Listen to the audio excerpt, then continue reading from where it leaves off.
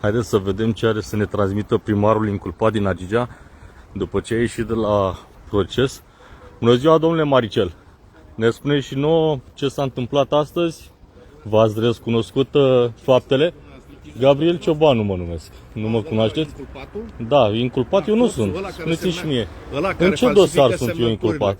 Care falsifică semnăturile, da? Am falsificat eu vreo semnătură? Domnul Ciobanu, Sunt inculpat în vreun dosar? Da? Faptul că dumneavoastră ați făcut o plângere penală nu înseamnă că sunt inculpat. Domnul Ciobanu, ați falsificat semnături, vedeți-vă de treaba dumneavoastră. Dar de ce nu demonstrați că am falsificat semnături? Păi o să le demonstreze cine trebuie să le Lăsând demonstreze. asta la o parte, este adevărat ce le-ați transmis apropiaților dumneavoastră, faptul că v-ați înțeles și că o să fie condamnată doar Ancuța Calust?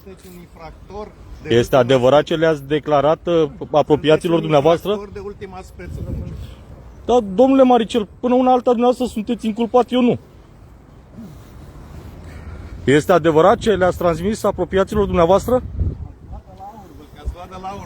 Ce am luat de la aur? Este adevărat că v-ați înțeles și o să fie condamnată doar Ancuța Calust? Rău de tot, Da, vă deranjează că îi pun întrebări primarului în funcție? Mă deranjează de ce mă filmezi pe mine? Dar nu te filmezi pe tine, te rog frumos. Ia mâna de pe mine, da? Nu suntem prieteni și nu ne tragem de șiretri. Deci, domnule primar, până la urmă le transmiteți măcar cetățenilor ce ați făcut cu 5 milioane de euro în anul 2021? Dragi cetățeni, domnul Ciobanu Gabriel este un infractor și o să demonstrez treaba asta. Până una alta, știți că dumneavoastră sunteți anchetat de DNA, astăzi ați fost să dați declarații. V-ați recunoscut faptele? Ați furat un teren, domnule primar. Nevinovat, asta declarați? Ați furat un teren. Nevinovat.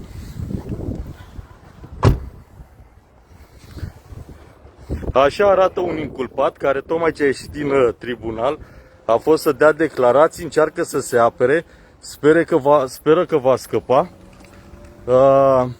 Se laudă în cercul său de apropiați că a făcut o înțelegere cu procurorii și că singura persoană care va fi condamnată va fi doamna Ancuța Calust.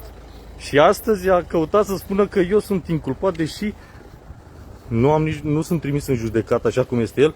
Nu sunt nevoit să merg să dau declarații, este doar un dosar pe care l-a deschis el, o plângere penală pe care mi-a făcut-o, și anume că am fi falsificat niște semnături. Nici nu mă așteptam să stea liniștit primarul și să nu facă ceva, să facă o plângere, să încerce să blocheze procesul prin care urmează să fie demis. Astăzi a avut termen, s-a prezentat, n-a vrut să ne spună ce a declarat. De aici a ieșit primarul inculpat din Agigea. Să vadă toată lumea ce scrie pe această clădire.